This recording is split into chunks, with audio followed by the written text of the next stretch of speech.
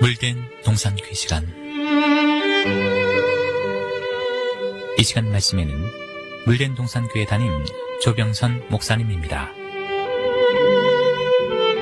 할렐루야, 물된 동산교회 조병선 목사입니다.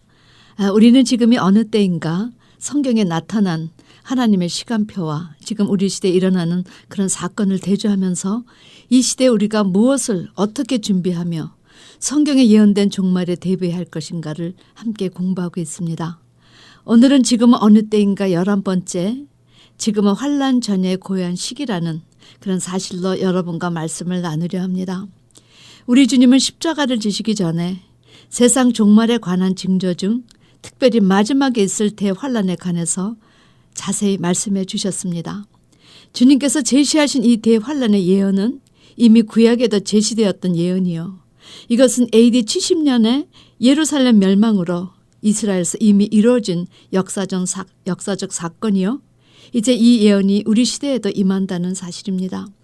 저는 오늘 AD 70년에 일어났던 이스라엘 종말과 계시록에 제시된 영적 이스라엘의 종말을 주님의 말씀과 계시록을 비교해 보면서 주님께서 말씀해 주신 대환난에 대한 핵심 메시지가 무엇인가에 대해서 여러분과 말씀을 나누려 합니다. 첫째는 창세로부터 지금까지 이런 환난이 없었고 후에도 없으리라는 말씀입니다. 이는 우리 앞에 장래 있을 대환난의 질을 말하는 것입니다. 이 환난은 창세로부터 지금까지 없었던 전천 후 가장 무서운 환난이 될 것이라는 경고입니다. 그래서 믿고 싶지 않지만 이제 성경의 안목으로 세상을 바라보라. 하루하루 구약의 예언이 성취되어 드러나지 아니하냐. 세계 경제 불황이 점점 피부적으로 느껴지지 아니하냐. 그러니 이제 성경의 예언 앞에 겸손히 귀를 기울이고 이 환난의 때를 준비할 수 있어야 한다 하십니다. 하나님이 우리에게 성경을 주신 목적이 무엇입니까? 저에게 당한 이런 일이 거울이 되고 또한 말세를 만나 우리의 경계로 삼아 정말 살아남으라고 기록하여 주셨는데도 노아가 그날이 오리라 그렇게 물심판이 있다고 외쳐도 믿지 않다가 노아 가족 8명을 제외한 모든 사람이 물에 수장되었지요. 롯이 소돔과 고모라의 심판을 외쳤음에도 그 가족마저 믿지 않다가 겨우 딸 둘과 아내만이 피신해 나올 수 있었습니다. 과거 예루살렘 성이 로마군에게 함락을 당했을 때 당시의 비극은 그때까지 인류 역사상 그 유례가 없을 만큼 처참했다고 증언하고 있습니다. 요세푸스의 증언에 의하면 이때 로마군에게 학살당한 숫자가 자그마치 110만여 명, 포로로 잡혀간 사람만도 10만. 그런데 여러분, 이 당시에는 신무기도 없었는데 어떻게 그 많은 인원이 때로 한꺼번에 살생되었는가? 여러분 놀라지 마시기 바랍니다. 이렇게 유대인들이 떼죽음을 당한 이유는 이때가 유월절 기간이라 많은 순례자가 운집했던 까닭이었습니다. 가라지는 단으로 묶고 풀무불에 던진다고 하셨는데 율법에 묶이어 절기만을 지키는 패악한 이스라엘 백성들을 그 절기 기간인 유월절 기간을 이용해서 모이게 하신 후에 이방인들을 들어 진노의 방망이를 들어 징계하신 것입니다. 그런데 마지막 종말의 때에도 어떻게 심판하신가? 그 심판의 방법이 계시록 9장과 16장에 예언되어 있는데 우리는 여기서 또 한 공통점을 발견하게 됩니다. 이때도 불순종하는 자들을 한 곳에 모이게 하셔서 이방의 매로 심판하신다는 사실입니다. 계시록 9장 5째 나팔이 불면 황충의 떼들이 무조갱으로부터 정말 셀 수 없을 만큼 많이 올라옵니다. 우리 주님께서 많은 거짓 목자들이 나타나 이적을 베풀 것이라 하셨는데 이 황충떼들은 종말에 나타날 거짓 목자들을 상징한 것입니다. 이들은 땅에 있는 정갈의 권세 같은 권세를 가지고 나와서 5개월 동안 죽이지는 못하고 괴롭힐 수 있는 한 성도들을 괴롭힐 것입니다. 마치 종말의 두 중이를 예피한 욥의 생명은 건드리지 말라 하시니 생명은 건드리지 못하고 그 육신을 칠 수 있는 한 다 친 것과 같습니다. 이 황충은 요엘서 1장 팥종이가 남긴 것을 메뚜기가 먹고 메뚜기가 남긴 것을 늑이 먹고 늑이 남긴 것을 황충이 먹었도다. 이 황충에 해당하는 이 마지막 타자 황충은 하나님 나라 개국 이후부터 열매 맺지 않는 나무와 풀을 해치기 위해 준비되어 때가 되매 출현한 것 중에 가장 마지막 타자들이라는 사실입니다. 사단에게 잡혀 불법을 행할 목적으로 하나님의 양떼들을 미혹하고 환란에 넘겨주고 죽이려 출현하는 것이지요. 계시록 9장 6째 나팔 재앙은 이제 때가 되매 큰 강 유브라데 결박한 네 천사를 놓아줌에 일어나는 전쟁입니다. 그런데 이 전쟁에 참가하는 인원만 2만만입니다. 그러니까 총 2억이 직결하여 모여 전쟁을 하는데 이때 하나님은 불과 연기와 유황의 진노의 방망이로 그중에 3분의 1을 죽게 하신다는 사실이 예고되어 있습니다. 우리 계시록 9장 13절에서 18절 말씀.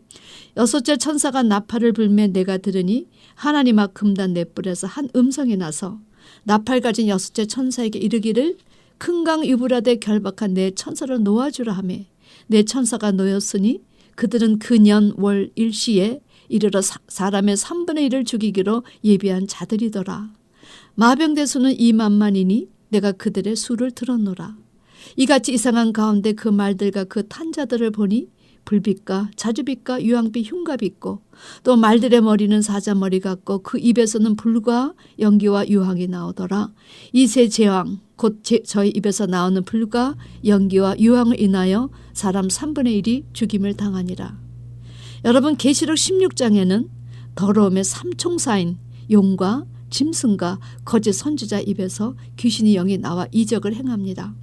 그리고 이 더러운 영이 온 천하 임금들에게 가서 하나님의 큰 날에 전쟁을 위하여 그들을 모으지요.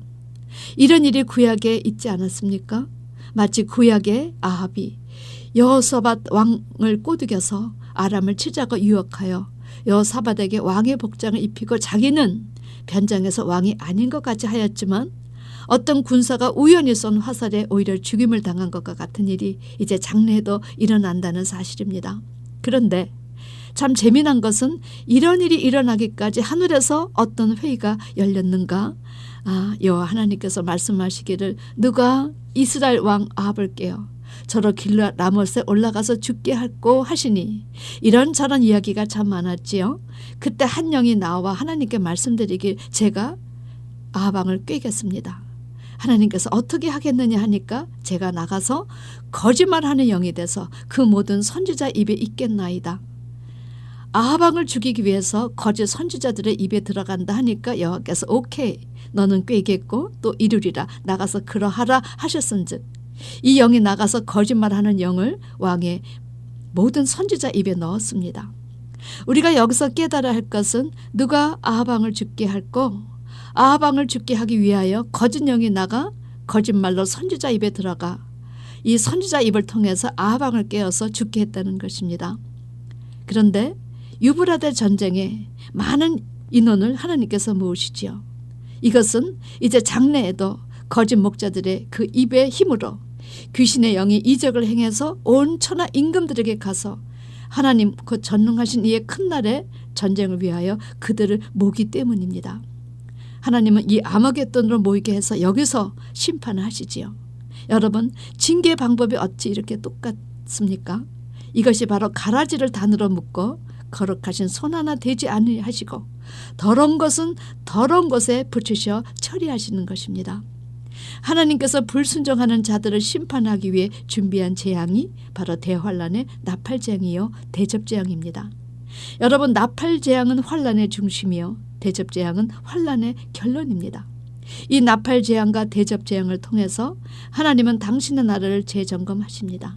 그래서 교회 안에 쭉정이와 알곡을 가르치는 역사뿐만 아니라 지구를 청소하는 그런 역사를 일으키실 것입니다.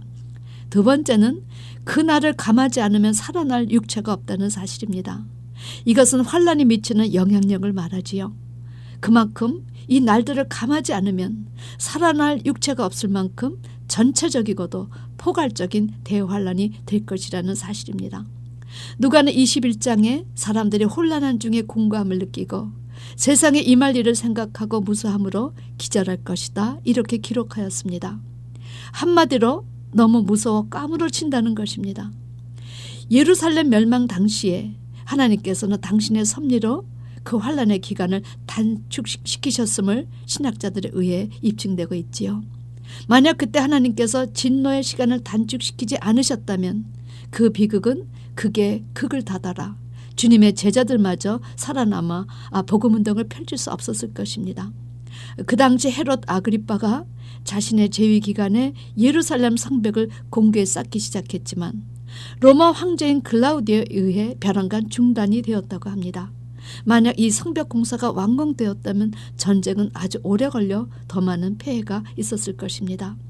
또한 당시의 유대가 종교적인 타락으로 인해서 얼마나 무질서했는지 이방 군대에게 아주 쉽게 손을 들어버렸습니다. 만약 하나님의 심판의 도구인 로마 군대에 맞섰다면 얼마나 더 큰 피해가 그들에게 있었을까요? 사랑하는 성도 여러분, 계시록은 택한 자를 위해 어떻게 그날들을 감해 주시는가 자세히 제시되어 있습니다. 이 시대 장래에도 똑같이 이렇게 그날들을 감해 주시는 일이 일어난다는 것입니다. 계시록 7장에서는 14만 4천 명의 하나님의 종들이 이마에 인을 칠 때까지 땅이나 바다나 나무나 해하지 말라 하시며 천사가 땅의 사방의 바람을 붙잡고 있는 장면이 나옵니다. 하나님은 당신을 따르고 순종하는 자들의 이마에 인을 칠 때까지 절대 땅의 사방의 바람, 전쟁의 바람이 불지 못하게 붙잡게 하셨습니다. 이것은 분명 택한 자를 위한 하늘의 배려가 아니겠습니까?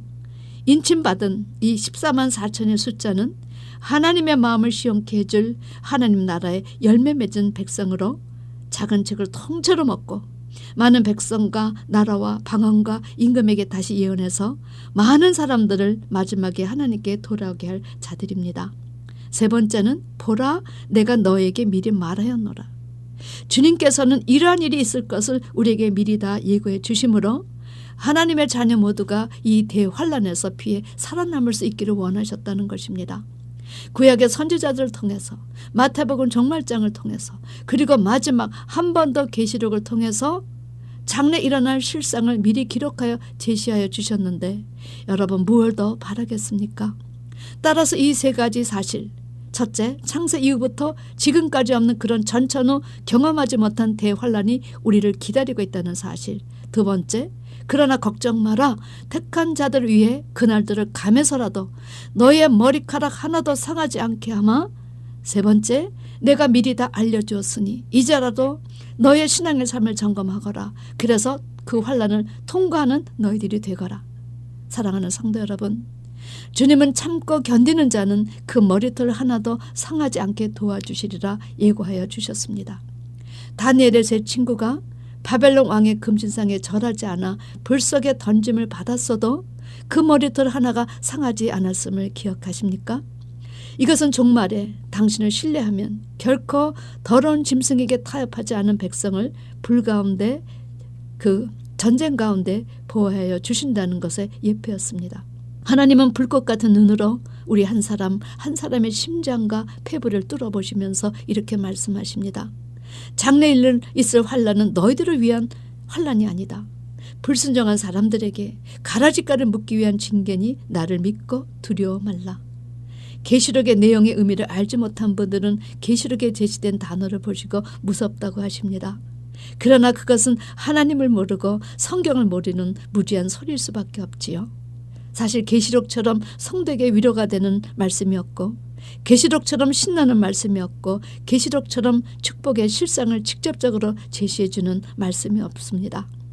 불순종한 자들은 어느 한 사람도 주의 심판에서 빠져나가지 못하는 하나님의 수준으로 준비하시는 재앙이지만 그 수준의 재앙을 피할 수 있는 안전지대를 마련해서 당신의 따르는 자들을 이미 말씀으로 그 환난을 통과하게 보호하시는 능력의 주님이심을 여러분 잊지 마시기 바랍니다.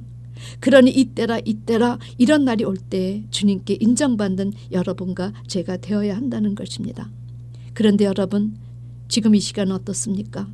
이런 것들의 기척이 아직 느껴지지 않으시지요?